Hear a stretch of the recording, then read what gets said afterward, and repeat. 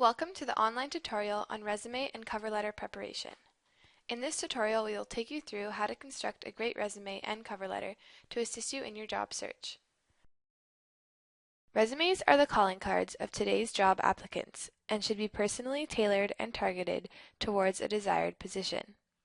Through brainstorming your past activities, jobs, training, and/or achievements, you can carefully select the type of resume that best suits your needs, none of which should exceed 1 to 2 pages in length. There are 4 different types of resumes: chronological, functional, targeted, and combination resumes. Each type has a different focus to highlight your individual strengths. Firstly, chronological resumes focus on outlining your work history. Functional resumes focus more on your acquired skills and experience, while targeted resumes center on what you can do for a specific position.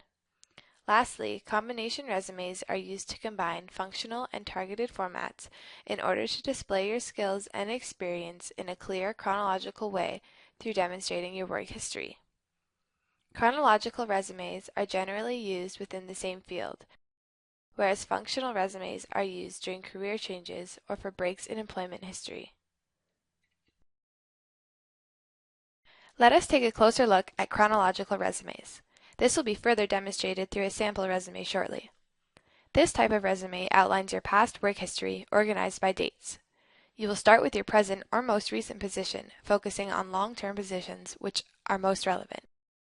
List a maximum of 4 positions and include the place and time of employment along with a short description of the activities that were involved and the various tasks you completed.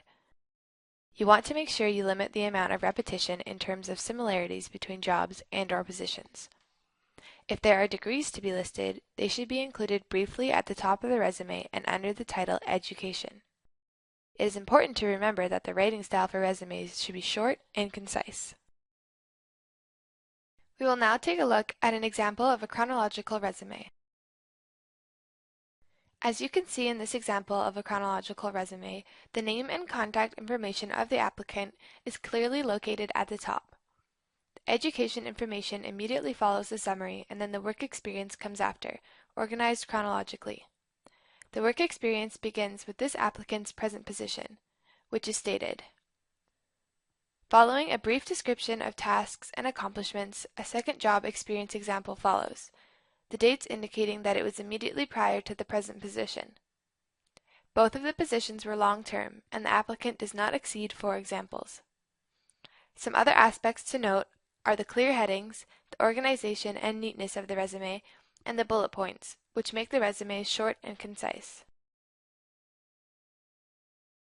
Now let's take a look at functional resumes. For this type of resume, job experience information should be brief and kept to titles, dates, and employers. There is no need for a description. The focus should therefore be on your acquired skills and experience. Your skills and experience should be divided into 3 categories.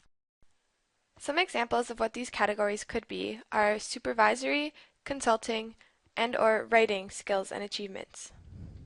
These categories should be aimed directly at the targeted position, beginning with the most relevant category and followed by a job experience section. Again, education should be listed as its own section briefly at the top. You may also list volunteer activities or community service if desired, following the section on job experience. Next, we will take a look at a functional resume example. Once again, we can see in this example of a functional resume that the name and contact information of the applicant is stated clearly at the top, followed by a profile and then education. The main focus of this resume is the experience and skills acquired, which is the next heading. It is divided into 3 categories: promotion and publicity, artist management, and accounting. The employment history is then mentioned briefly with only titles, dates, and employers, and no description. This again focuses the attention on what the applicant got out of the experience in terms of acquired skills. Finally, it is important to mention at the bottom of your resume that references are available upon request. Now, on to targeted resumes. Targeted resumes are best suited for very particular positions, as this tells the employer what the job applicant can do specifically for the position being applied to.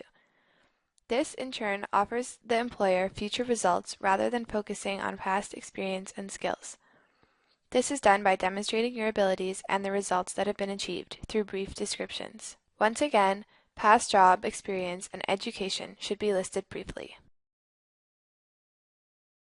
Lastly, we will look at the combination type of resume. This combines the functional and chronological resume formats to display skills and experience with a clear chronological work history. Education should again be included briefly under its own title. We will now move on to focus on cover letters. Being a first impression, the cover letter is an opportunity to stand out from other applicants through being interesting and captivating, as cover letters tell a hiring manager why you should be hired over other applicants. The aim is to highlight major achievements from your resume that are directly related to the position. However, you do not want to be repetitive. The focus should be on elaborating the relevant aspects of your resume, showing your qualifications and interests in the specific position. Cover letters are a good opportunity to tell about the skills you might be missing and how you plan to address that lacked skill, and also are used to request opinions and direction. Note that you should avoid general flattery, as it is usually ignored and does not work. The structure of a cover letter should follow the standard letter writing practices for professional letters, beginning with an interesting angle on the advertised position or an explanation of why you are sending the resume to HR. You can capture the reader's attention and state your case, i.e., why you are the right person to hire for the posting. The cover letter should be tailored to a specific job posting, and through a bit of research you can tailor your cover letter even more to the specific employer. This helps make your cover letter unique and memorable. The cover letter should always be addressed to a person, avoiding the use of titles where possible. It is very easy to call your HR advisor and find out who the cover letter should be addressed to. Cover letters should be kept positive and upbeat, avoiding anything negative. And in particular, the last paragraph should be positive and indicate your follow-up contact information. Basic resume information should not be repeated in the cover letter, and there should not be any mention of salary, and be sure not to overuse I. It is important that your cover letter is kept to 1 page in length, and they should be unique for each position you are applying to. We will now go over some of the most important points to take away from this tutorial. First of all, make sure that you pick a resume type and stick to it. It is hard to emphasize just how important the cover letter is. Check for spelling and grammatical errors thoroughly. And don't give too much information. You want to keep the reader engaged in order to encourage an interview. Finally, don't exaggerate your skills and be sure to keep them relevant to the job. Good luck on your upcoming job searches. If you have any questions, do not hesitate to contact a human resources advisor at hr_advisory@carleton.ca. And to further your chances of successfully acquiring a job, we recommend that you watch the complimentary interview tutorial, which can be found on our website. Was this tutorial helpful? In order for human resources to continue to provide the best service possible to you in the future, we would very much appreciate feedback from you.